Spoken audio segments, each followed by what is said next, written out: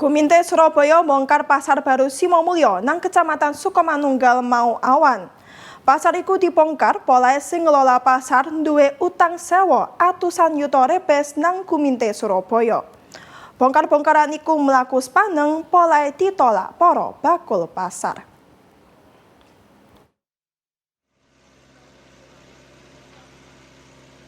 Bongkar-bongkaran pasar baru Simomulyo nang Kecamatan Sukomanunggal, Surabaya, Rebo awan mau mlaku sepaneng, polahe diprotes puluhan bakul pasar. Petugas gabungan teko Satpol PP Kutha Surabaya, Polrestabes Surabaya ngedokno alat abot gawe bongkar kios-kios pasar sing dibiji nglanggar.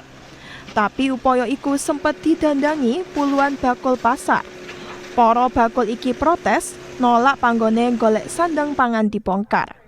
Barek beber spanduk, para bakul iki negesno siap metahano bangunan pasar nurut izin pemanfaatan sampai tahun 2028. Kepala Satpol PP Kutha Surabaya, Ahmad Zaini njlentrekno, bongkar-bongkaran iki dilakoni polahe sing ngelola pasar nunggak kewajiban bayar retribusi sewa nang Guminte Surabaya ket tahun 2023 sampai 2025. Totale nyandak 600 yuta repes, tapi sing lagi dibayar cuma 120 yuta repes.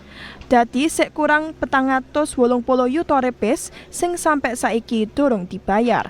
Sauntara wong sing ngelola pasar Simomulyo, Fatur, ngaku gak sanggup bayar retribusi nang Guminte Surabaya, polahe stand sing ana nang pasare cuma keisi 15%. Teko total 200 stand, bakul sing dodolan cuma ana 30 tok.